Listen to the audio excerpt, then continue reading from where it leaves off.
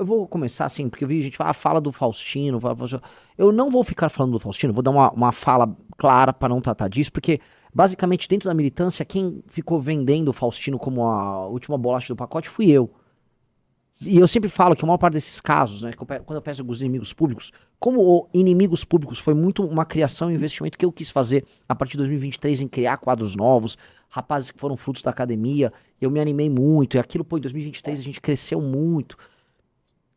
Eu tenho, mas basicamente, eu era próximo do Bétega, eu era próximo do Costenaro, eu era próximo do Faustino, menos do Sandro, mas fui próximo do Sandro.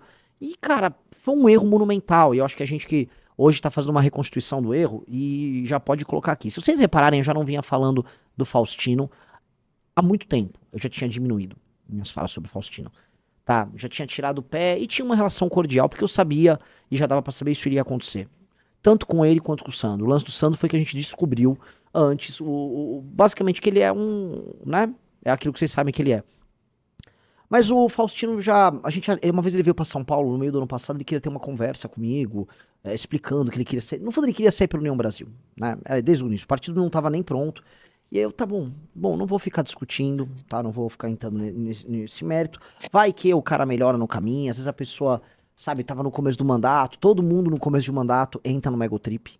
O único cara que, os únicos caras que não entraram são os que ficaram junto, que é a Amanda, o Kim, o Guto, o Arthur, né? O Matheus Batista não tá em Egotrip, mas a maior parte da galera que tem cabeça fraca entra na Egotrip. E, em resumo, não vou ficar aqui polemizando, mas a gente já sabia, a gente estava trabalhando nos bastidores para isso não dar problema, mas se vocês repararem, eu já tinha tirado o pé. O cara falou, e por que levou ele nas entrevistas no Rio Grande do Norte? Porque eu não tinha expulso ele ainda. Porque não, a relação já não estava, ainda havia possibilidade, mas é, como é que eu posso colocar? Vocês têm que entender que na política você tem um processo e tem um tempo.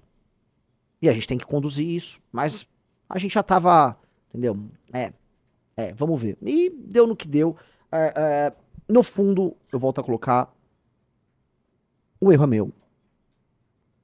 Uma pergunta boa. O projeto Leve Postos foi ou será afetado de alguma forma pela saída do Faustino? Não será. Não será porque o Faustino não tem nenhuma responsabilidade sobre a execução do Leve Postos. O investimento foi todo da nosso.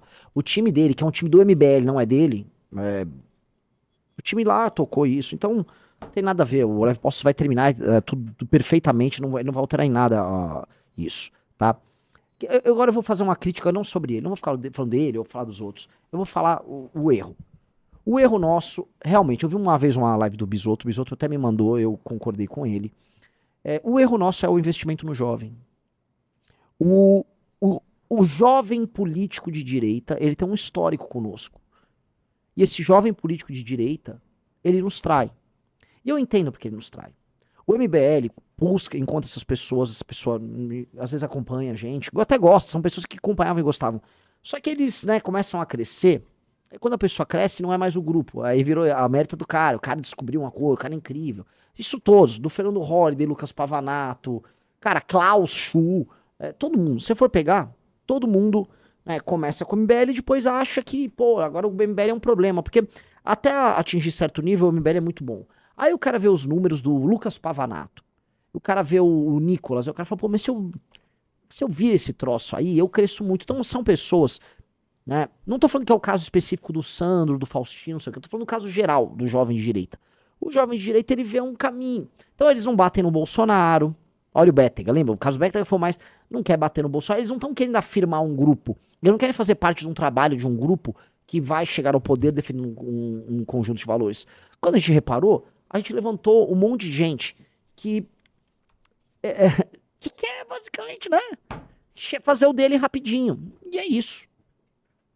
É isso. E a gente talvez tratou as pessoas, a gente ficou muito mal acostumado com um cara como o Kim Kataguiri, que era um jovem prodígio ele próprio. Entendeu? E esse é um ponto, acho que da tese que está, em resumo, errada da nossa parte. E isso será alterado tanto para o MBL quanto para o Partido Missão, tá? O investimento, aquela coisa do, eu vou investir, cara, esse cara que não tem nada a perder, que, sabe, pô, o moleque veio de baixo, puta, eu não acredito nisso, não. Eu não acredito nisso, não. Já tinham me alertado, Renan, quando você não tem nada a perder, você, em geral, né, vai crescer a todo custo, aquela coisa da filosofia do 50 Cent.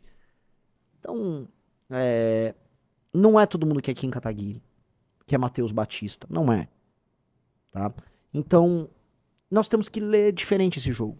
E vocês têm que entender que a gente já estava fazendo essa autocrítica já há mais de um ano. O caso do Bétega já tinha mostrado que isso aqui tá errado.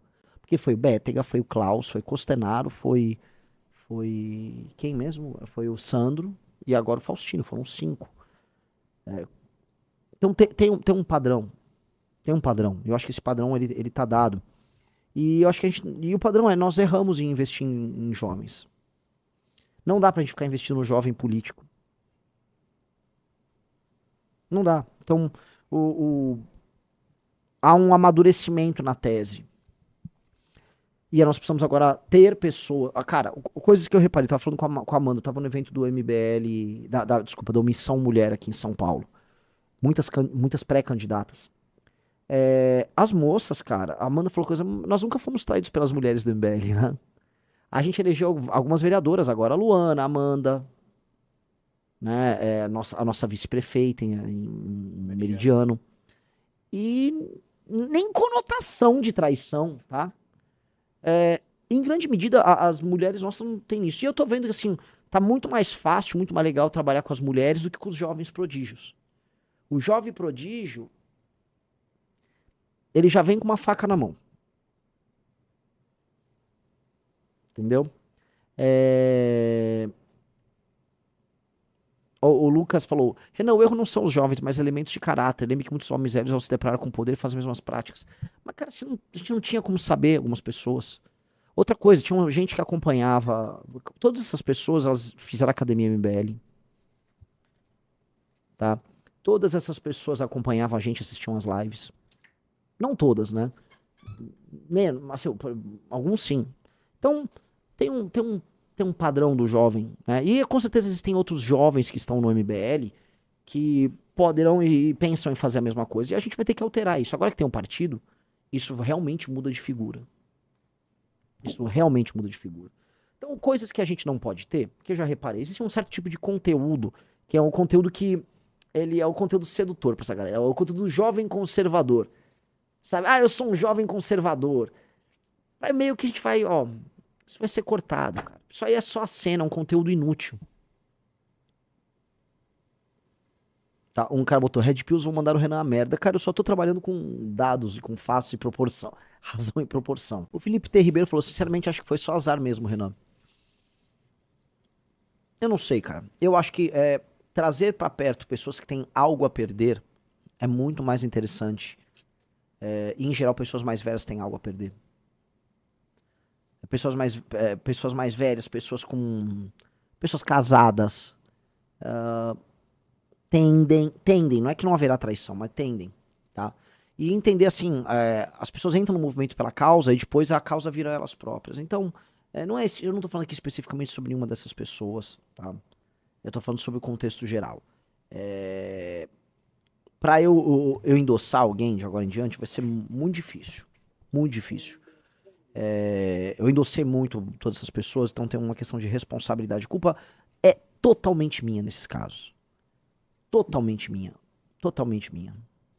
A culpa é 100% minha, eu não tenho nem o que falar.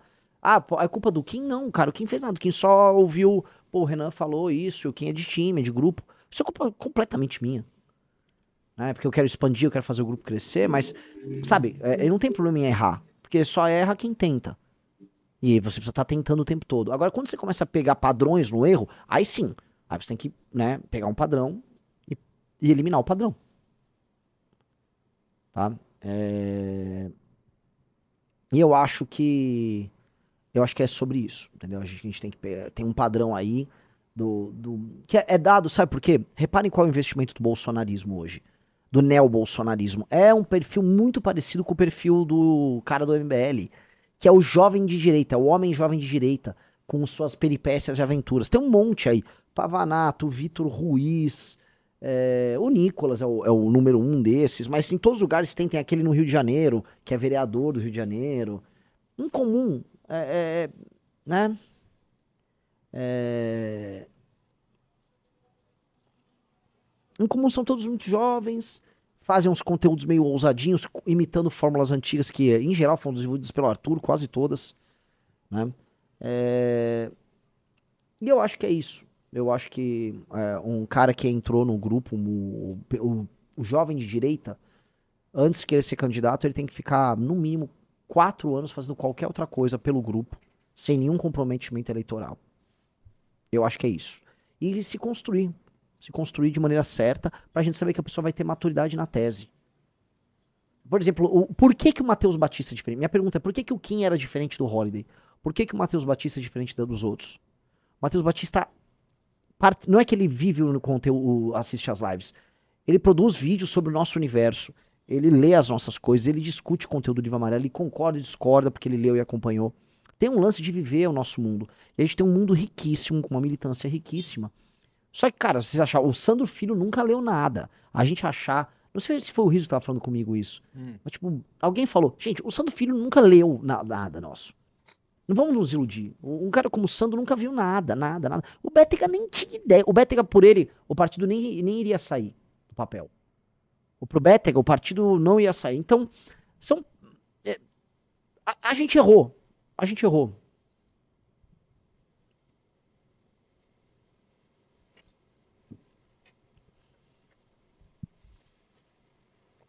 O Saf falou, Sandro mal sabia ler.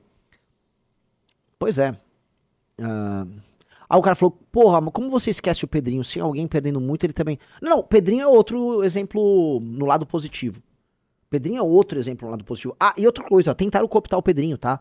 Eu não vou falar, mas um partido lá do Ceará, logo após ele perder a eleição pra prefeito, pra vereador, falou, vem pra cá, tal. Ofereceram coisa pra ele. Então o Pedrinho é diferente, tá?